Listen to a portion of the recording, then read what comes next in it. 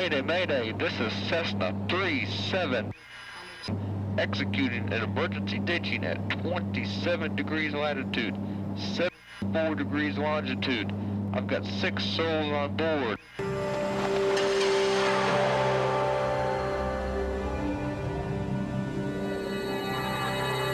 Mayday, Mayday, Mayday.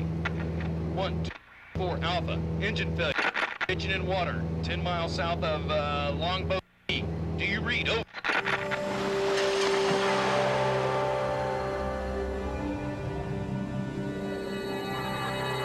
Fire on board! Fire on board! We're going...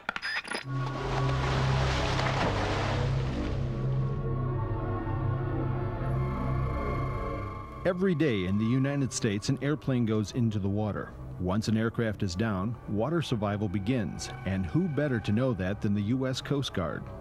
On average, the United States Coast Guard rescues 14 people a day, every day.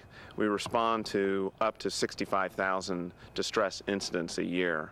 Approximately 2,000 of those are aviation or aircraft incidents. Unless an individual is properly equipped and prepared, chances of survival are slim. You're probably thinking, but I'm pretty conscientious with my flying, and it's not likely to happen to me. If you ever fly over water, then you and your passengers are at risk. 85% of the people who fly internationally do not have current overwater training. This includes general aviation pilots. Every survival situation is unique, and you must be able to plan for the what-if situation. If you have to ditch an aircraft, there's hardly any planning when things are happening quickly around you. Unless equipment is close at hand, your chances of using it are unlikely. Before we begin to talk about actual survival principles, let's note that there are successful ways to ditch an aircraft. Be cognizant of the sea conditions and wind, the type of aircraft you're flying, and know your ability. Remember that wind speed is relative to wave height. Above all, avoid the face of a swell. Ditching any kind of aircraft is difficult at best, but be aware that with high wing or low wing aircraft with non-retractable gear have a tendency to flip in the water. The more you can belly skid into the water with gear up or stall and pancake it in, increases your chances of a survivable ditch. Touchdown should be at the lowest speed and rate of descent, which permits safe handling and optimum nose-up attitude on impact. If you can, land parallel to and on the backside of the swell. Once impact is made, there is little a pilot can do to control a land plane. For further information about landing on swells and anticipating sea conditions, you can reference FAA document Aeronautical Information Manual, AIM, concerning distress and urgency procedures.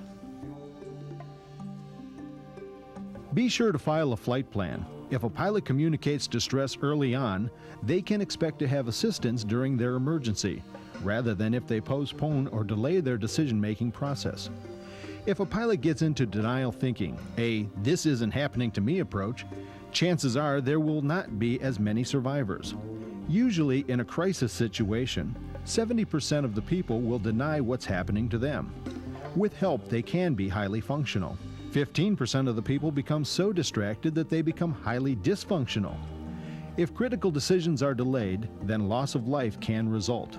Once a problem arises, pilots should report the identification of the aircraft, their present position, the nature of the emergency, and the pilot's intentions.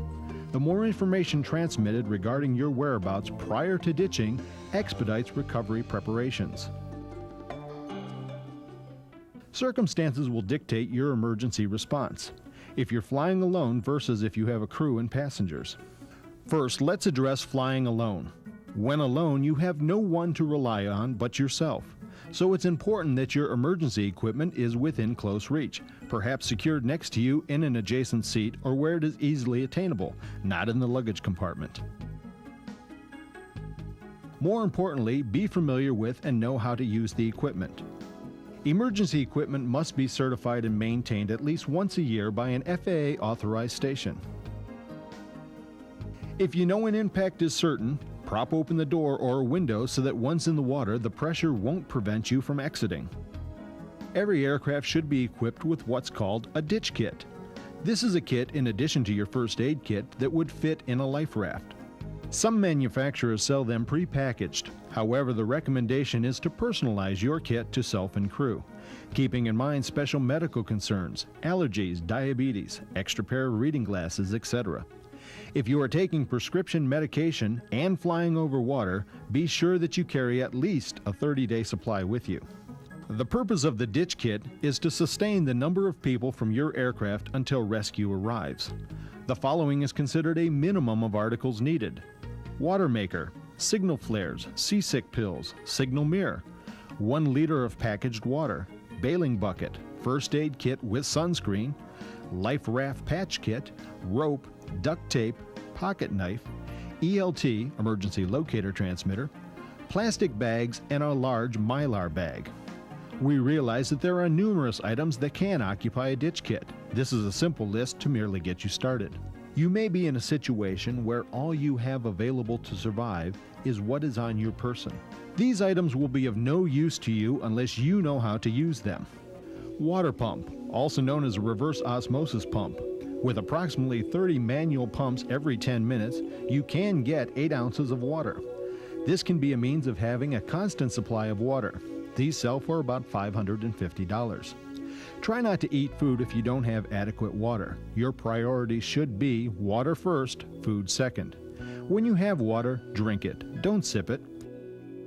It's the same theory as a thimbleful of gas in a gas tank. The car's engine still won't run. Sipping water doesn't make you last longer. Drink water when you have it, and to conserve bodily water loss.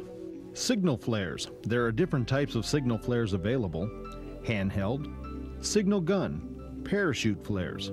Know the types of flares available, as well as how and when to use them. In all cases, use them away from your face and away from the raft. Be aware of wind direction. When in doubt, read the directions printed on the flare. Remember that sea conditions or the environment are not always conducive to reading fine print. Do not shoot all your flares at one time. Be sure to save several to help guide or alert rescuers when in your area. Seasick pills. You're probably thinking, that's the least of my worries. Well, not really. Everyone should take precautions as soon as possible, ideally before entering the raft. Seasick pills take 25 to 45 minutes to react. This helps in conserving bodily fluids that you would lose if you got sick. Getting seasick can accelerate dehydration. Be aware there are certain brands available where 1 tablet can last you all day. Also, your doctor can prescribe some anti-seasick patches that affix to an area on the skin, ideal to keep in your ditch kit or to wear as a precaution when flying over water. A possible impact of seasick pills is your energy level could decrease. This could affect your will to survive. Once you are seasick, pills will have no effect and you won't be able to keep them down, whereas these prescribed patches work through the skin to help your system. Signal mirror. This is an effective signaling device. If a mirror isn't available, a hologram on a credit card can work equally well. Straighten one arm and make the number 2 with your index and middle finger. Then with the other hand, take the mirror or card and reflect the light using your arm as a balance, so that the reflection is seen on the back of your 2 fingers. Put the target that you want to signal in between your fingers and tilt the mirror or card back and forth. Surprisingly, this makes a strong reflection. Bailing bucket. You need to keep as dry as possible. A bucket will make it easier for you to get water out of your raft. Tying a rope to the bucket inside the raft can keep you from losing it overboard. Also note that when the bucket is tied to the raft, it can act like a sea anchor, providing more stability in the water. However, the goal is to maintain your body's core temperature, and the best way to do this is keep dry. Sunscreen is important to have in your kit, again helping you to maintain that core body temperature. Try to keep all your clothes on and protect open skin areas, including a cover for your head. If you get too sunburned, your body's temperature will fluctuate, trying to compensate for the heat gain. Ideally, the sunscreen you wear should be waterproof and be at least 30 SPF. Rope can have several useful functions. With rope, you can tie or secure each item independently to the raft. In a survival situation, all items become resources, so anything that is salvaged should be stored in compartments or pockets on the raft if not already tied down. Not only does this include all equipment, but also all people should be fastened into the raft as well. If there is more than one life raft, rafts should also be tied together, about 15 feet apart. The reason for this is that swells can cause rafts to jackknife into another raft. If survivors are without rafts, they should still be tied together, as this creates a protective emotional barrier, besides providing warmth. Some people opt to have these compact orange Mylar bags in their ditch kits. The bright International orange bags open up to 84 by 36 inches with an interior Mylar reflection. They serve as excellent signaling devices. Once a person gets inside, the Mylar reflects heat back to the person. And if water gets in the bag, it's okay, as the water warms, becoming an insulator while also serving as ballast. These bags can be used in water, snow, and inverted and used as protection from desert heat. The bags provide security to a person inside the bag, plus the drawstring is convenient for tying the bags together. Plastic bags. Much like string, these bags have multiple uses. By now you realize that just about every item has use in a survival situation. However, personal waste is the only item that should be discarded, as sharks are scavengers and tend to feed on trash or waste. Since most predators cannot detect odor through a plastic bag, this is an effective method of disposal. ELT, Emergency Locator Transmitters. As a reminder, technology can save lives. Currently, there are two types of emergency transmitters for pilots to use. One is known as the 121.5 ELT, and the other is the 406 ELT. Both vary greatly in comparison. The 121.5 should be considered a minimum use transmitter. It compiles data from a satellite pass and is used for high flyers over the ocean. Unfortunately, it can also track to other transmitters, like garage door openers. Needless to say, it can present a lot of false alarms. However, it can narrow the search pattern, getting within 25 to 30 square miles. The average cost is $300 to $800. The 406 is much more accurate and much more expensive. It is the optimum emergency locator transmitter. The 406 has a special system set aside for alert beacons. It can provide complete data about a person in distress, the tail number of the aircraft, their company's name and address, frequency, etc. Once a transmitted signal is received, the search area is reduced within 2 miles. The cost is $2,500. Above all, ELTs must be highly reliable, quick, and accurate while available at reasonable cost for optimum use. The battery in an ELT lasts at least 48 hours once activated. Once it is turned on, do not turn it off. Otherwise, it may appear to search and rescue teams that it was turned on accidentally. Extra sets of batteries for ELTs are a good idea.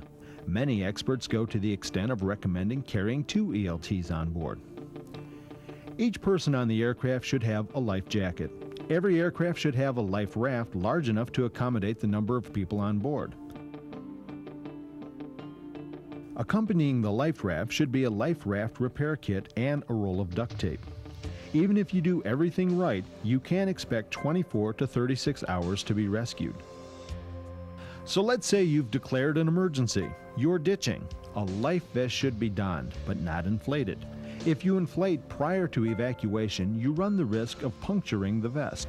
Also, inflating early could prohibit you from exiting the aircraft. It is important that a life vest fits well. It should keep your head high out of the water, since our greatest loss of body heat is through our head and neck.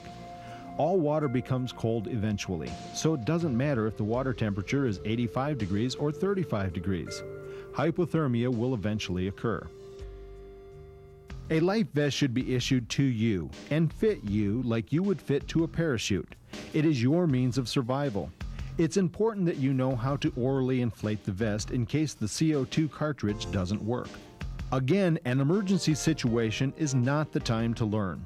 Some vests may have a sea rescue unit attached. Even crime scene tape can be seen from altitudes of 600 to 800 feet. Do what you can to increase your chances of being visible by air. Are you aware of how small a person or raft is from the air? From 100 feet above the ocean, a large raft can appear smaller than the head of a pin. making rescue efforts more than challenging. If you are without raft and must rely on your vest for flotation, it's important to conserve energy and heat. The best way to do this is get into this position. Arms crossed. When it's cold, close down the airspace around you. Cross your legs, keeping your arms tight to your sides.